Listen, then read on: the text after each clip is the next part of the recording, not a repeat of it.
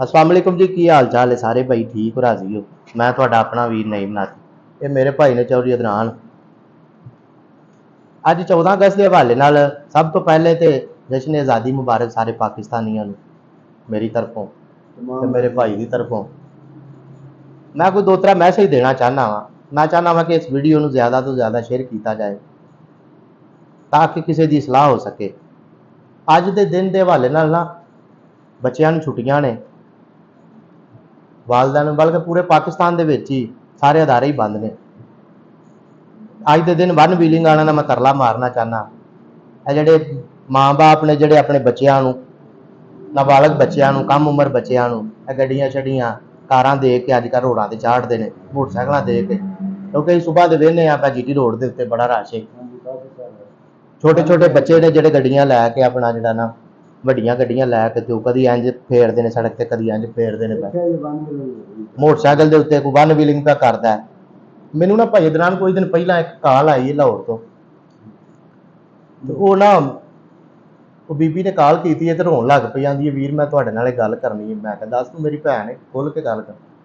उन्हें कहा मैं चाहनी है कि तुम एक मेरा पैगाम अपने चाहने वालों के थ्रू, अपने मेरा सोशल मीडिया के थ्रू आवाम तक पहुँचाओ। मैं कहा की दसो।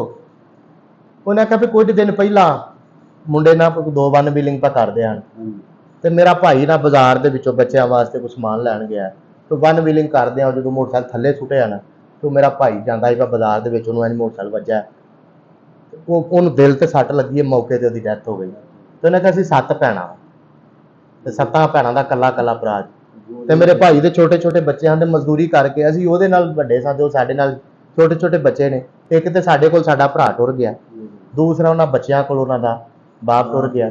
समझ आई? सारा घर ही उन्हें कहा साडा तबाह हो गया। तो मैं चाहनी हाँ कि तुसीं मेरा यह पैगाम आवाम तक दिओ ताकि किसी होर भैन का भरा इस तरह ना जाए, किसी होर बच्चों का मेरा मतलब है कि वालद उन्होंने सिर तो ना जाए। मेरे मैसेज से मेरा गल सुनाने का तुहानूं सारिआं नूं मकसद ये मेरी एक रिक्वेस्ट है अज के दिन स्पैशली, बल्कि अज के दिन नहीं ओवरऑल ही रूटीन के दिनों के भी वन व्हीलिंग कोई एडी कोई स्वाब वाली गल नहीं, कोई फायदे वाला कोई मेरा बड़ा कोई नेक अमल नहीं जिहड़ा तुसां करना तो तुहानूं जन्नत मिलनी है, तुहानूं बड़ा बड़ा इहदा इनाम मिलना है। जिहड़ा बंदा भी वन व्हीलिंग करदिआं लंघदा ना, जिहड़े कोई 10 बंदे उहनूं वेखण 50 बंदे वेखण उहनूं तुहानूं पता किहड़े लफ्ज़ां 'च याद करदे ते यार तुहाडी वजह तो किसी भैन का भरा दुनिया तो टुर जाए, किसी बच्चे का बाप दुनिया तो टुर जाए तो की समझते हो कल रब के हजूर तुसां पेश नहीं होना। तो पहली तो रिक्वेस्ट ये है कि वन व्हीलिंग तो परहेज करो।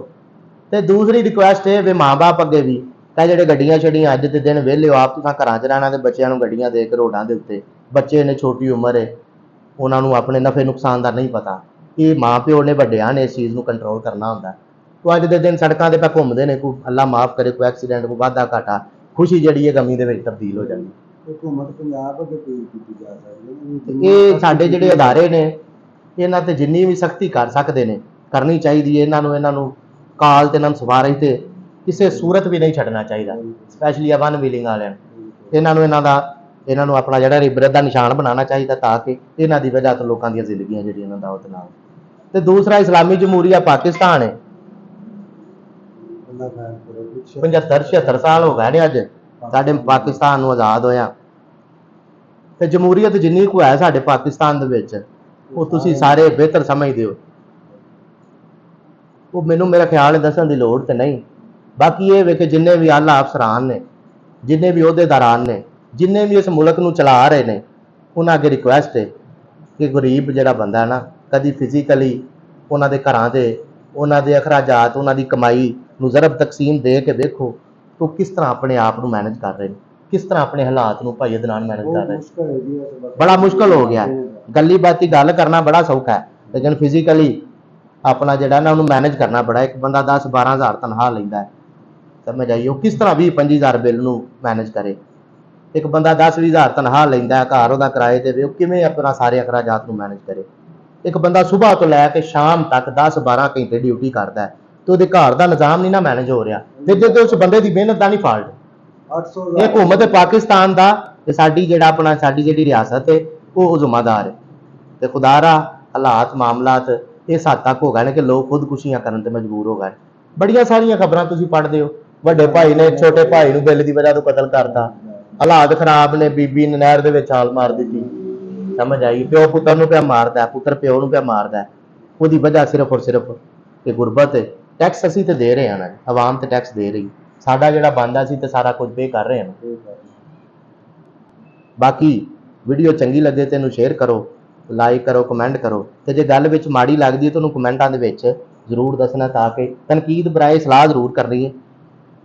ਮਿਲਨੇ ਆ ਇੱਕ ਨਵੀਂ ਵੀਡੀਓ ਦੇ ਨਾਲ। ਅਸਲਾਮ ਅਲੈਕੁਮ।